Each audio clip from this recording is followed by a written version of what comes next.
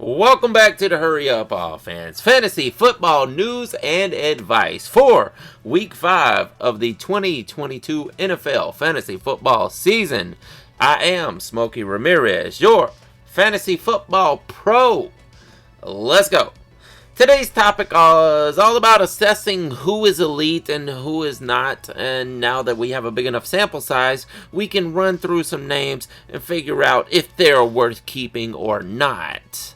But first, let's get on to the news. Over in the Broncos camp, the offensive coordinator Justin Outten said Tuesday that running back Melvin Gordon is going to carry the load with Javonte Williams being out. Now, this is good news for your fantasy because they have actually designated Melvin Gordon as being the number one, and we know he is actually capable of being a number one, albeit he does have a little bit of age on him at this point, and he hasn't been carrying a full workload, but we do know that he has carried a full workload in the past, whereas someone like Mike Boone has not. So I think we're better off going with Melvin Gordon at this point. He's probably going to be a RB2 in your lineup. You wouldn't want him to be the number one because he's not going to put up those super numbers like a Saquon Barkley would, but he will be there for you. I hope you grabbed him off the waiver wire. You can go ahead and start him. Also out of Broncos camp, Russell Wilson is dealing with shoulder tendonitis. Ian Rappaport hears that the Broncos quarterback Russell Wilson is dealing with a little bit of tendonitis in his throwing shoulder. Wilson has been limited in practice so far this week ahead of Thursday night's game versus the Colts. Doesn't seem like it's a major issue at this time, but you need to watch that. I'm pretty sure Russell is going to play. That's what he does. He'll play through it. But this will probably hurt his stats, and his stats have not been great so far this year. Now, if you drafted him and you're in a deeper league, there is not going to be much on that waiver wire for you to pick up, especially with the quarterbacks we have dropping left and right so far this season. Not a lot out there. Maybe you can get a Zach Wilson or something. I don't know that Zach Wilson is going to be better than Russell Wilson, but there's that intrigue that he might be. We know that Russell Wilson is not going to wow the world, especially with this tendinitis, so it may be safe. Well, I take that back. Nothing is safe, but it may be an intriguing possibility to try to play maybe a Zach Wilson over a Russell Wilson this week, especially in an island game like this, because they don't tend to work out well, do they? Oh man, I'm glad I'm not playing Russell Wilson. Kenny Golladay has a sprained MCL. Not like this matters. He wasn't getting hardly any playing time to begin with. Apparently he's on the outs with the team. So is Kadarius Toney, it seems.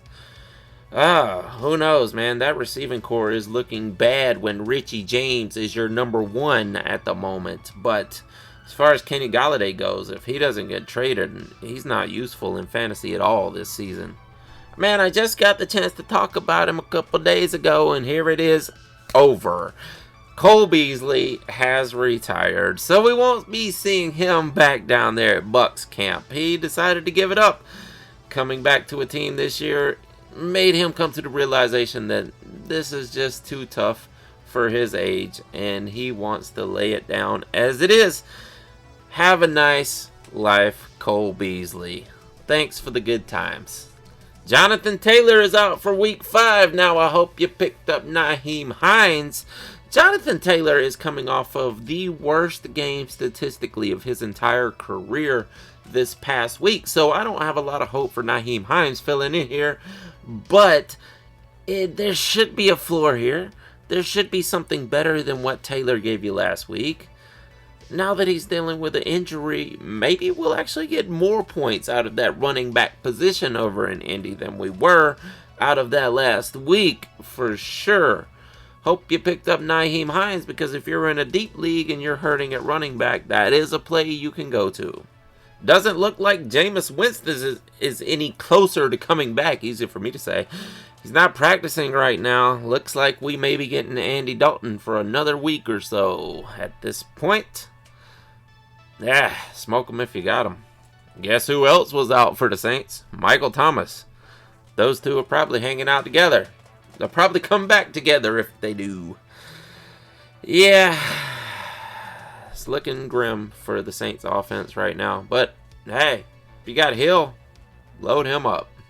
Hey, down at the Bucs camp, Tom Brady misses practice. Imagine that. Tom Brady not practicing on a Wednesday. Where have I heard that before?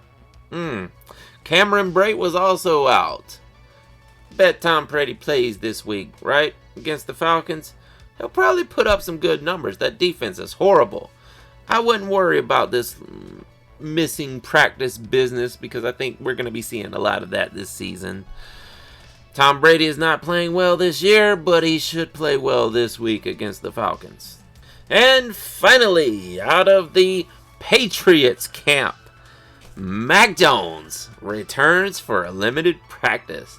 Patriots, Mac Jones managed a limited practice Wednesday. That's a pretty big step after he missed week 4 with what was deemed to be a pretty significant high ankle sprain. Jones reportedly wanted to play Sunday against the Packers. We'll see if he can actually get back into the lineup for week 5. Now, listen, Mac Jones is not mobile to begin with. He's definitely not going to be mobile now. But he may be able to put up some points, you know? If Zappe is able to put up points on teams like the Packers, maybe we can get something out of Mac Jones. I would be afraid to play him, though, to tell you the truth, because he's just not going to be whole, and he wasn't just a fantasy bomb to begin with.